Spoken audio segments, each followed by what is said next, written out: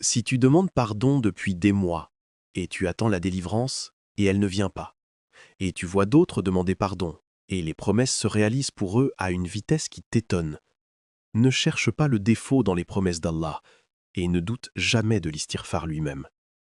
Cherche le défaut dans une seule chose, à laquelle tu n'as pas fait attention, une chose qu'Allah a mentionnée dans son livre et que le prophète sallallahu alayhi wa sallam a confirmé dans sa sunna.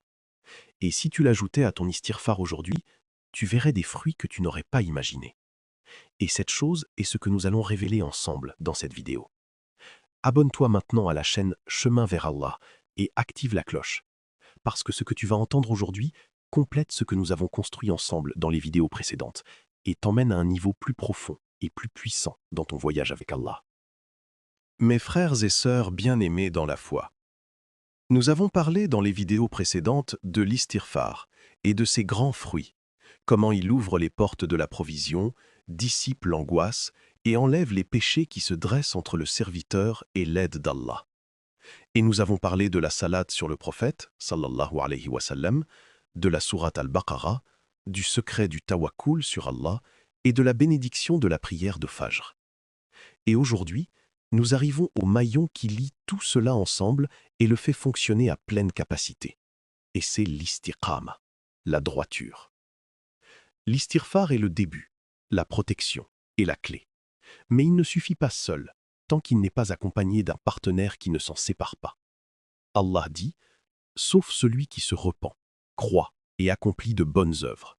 Cela, Allah remplacera leurs mauvaises actions par de bonnes. Allah est pardonneur et très miséricordieux. » Trois piliers inséparables. La repentance et l'istighfar, la foi et les bonnes œuvres, qui constituent la droiture. Celui qui demande pardon avec sa langue, pendant que sa vie suit un chemin contraire aux ordres d'Allah, est comme quelqu'un qui arrose un arbre et le laisse sans clôture pour le protéger. Chaque vent qui passe peut le déraciner. Imagine cette scène. Un homme veut planter un arbre et en récolter les fruits. L'istighfar est l'eau qui l'arrose, et l'arbre ne peut vivre sans elle.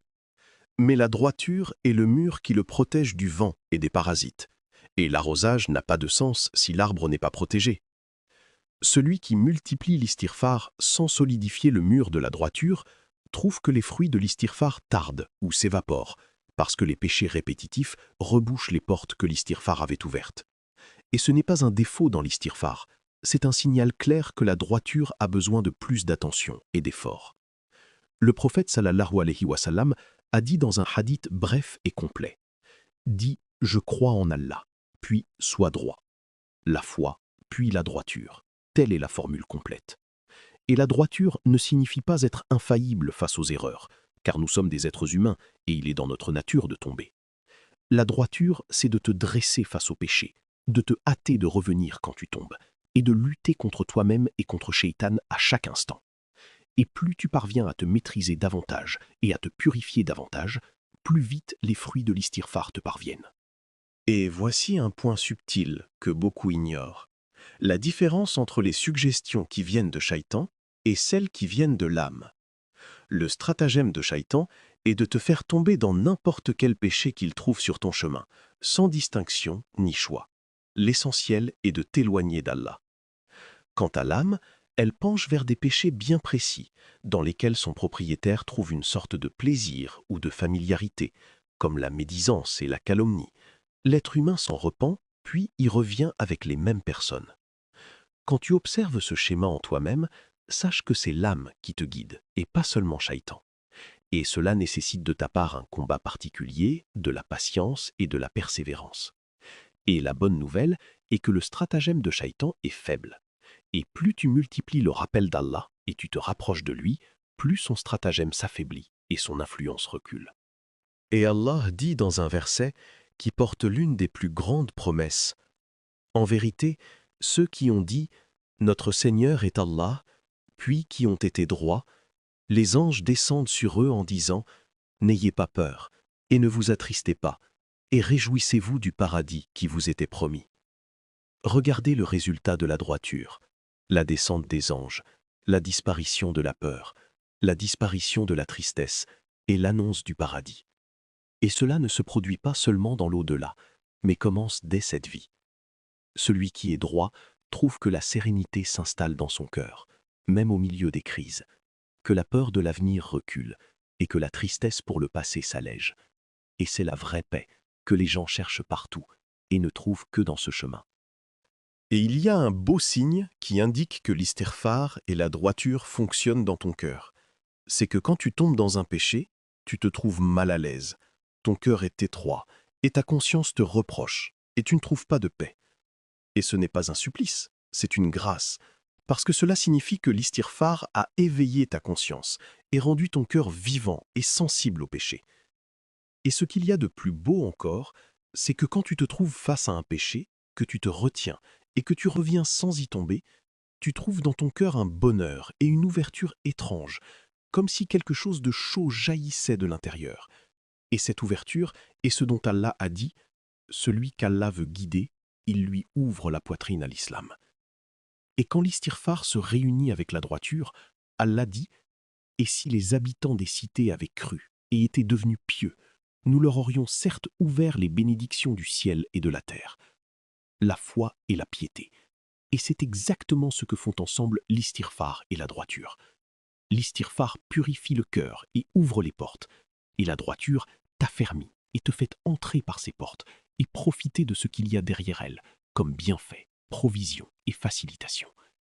Et c'est de là que tu comprends pourquoi certaines personnes voient les fruits de l'istighfar rapidement, parce qu'elles combinent l'istighfar et la droiture, et elles trouvent que les portes s'ouvrent et ne se ferment pas, et que les provisions viennent et ne s'interrompent pas. Alors, si tu trouves que les fruits de l'istighfar tardent, ne désespère pas et ne doute jamais des promesses d'Allah. Les promesses d'Allah sont vraies et ne se contredisent pas. Mais reviens à toi-même et cherche le défaut qui empêche leur arrivée. Est-ce que tu demandes pardon, puis tu tombes dans la calomnie? Est-ce que tu demandes pardon, puis tu négliges une prière? Est-ce que tu demandes pardon, puis tu veilles sur une désobéissance?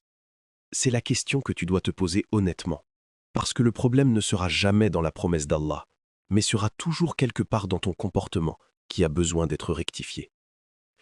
Et si tu ressens que tu ne peux pas, que tu veux la droiture, mais que ton âme refuse, et que les suggestions t'envahissent, et que les péchés te contrôlent, ne capitule pas et ne dis pas « je ne peux pas ». Lève plutôt tes mains maintenant et dis « Seigneur, aide-moi contre moi-même. Seigneur, affermis-moi dans ton obéissance. Seigneur, guide mon cœur et fais-moi sortir des péchés vers la lumière. » Car la droiture elle-même est une grâce d'Allah. Elle ne vient pas par la simple volonté humaine seule, mais par ta volonté à toi et la grâce divine qui t'est accordée. Et chaque fois que tu demandes l'aide d'Allah, il te prend par la main, pas à pas, jusqu'à ce que tu te retrouves dans un endroit que tu n'aurais pas imaginé atteindre un jour. Et sache que beaucoup de gens étaient noyés dans les péchés et les désobéissances. Ils ont beaucoup péché et se sont longtemps éloignés. Puis, ils se sont accrochés à la corde d'Allah et ont supplié et imploré. Et Allah les a pris par la main et les a sortis vers la lumière. Tu n'es pas moins qu'eux, ni plus. Nous sommes tous égaux devant Allah. Et Allah veut pour toi la facilité et non la difficulté. Et celui qui s'approche de lui d'un empan, Allah s'approche de lui d'une coudée. Alors prends ton premier pas maintenant. Commence dès aujourd'hui. Regarde où est le défaut dans ta vie. Quel péché répétitif a besoin que tu le combats davantage? Et quelle obéissance tu as négligée et qui a besoin que tu la reprennes? Et combine l'istighfar et la droiture, comme nous avons combiné dans notre système l'istighfar, la salate sur le prophète, la sourate al-Baqarah, le tawakkul sur Allah et la prière de Fajr. Et tu trouveras que toute ta vie se transforme par la permission d'Allah, de l'intérieur avant l'extérieur et du cœur avant les circonstances. Allahumma ya tawwab ya rahim, tub alayna, wa a'inna ala anfusina, wa thabbitna ala ta'atik. Seigneur, ouvre nos poitrines à l'islam, guide nos cœurs et fais-nous sortir des ténèbres des péchés vers la lumière de la droiture. Seigneur, pour celui parmi nous qui lutte contre lui-même sur le chemin de la droiture, aide-le, affermis-le et ne le livre pas à lui-même le temps d'un clignement d'œil. Écris maintenant dans les commentaires « Astaghfirullah al-azim wa atubu ilayh.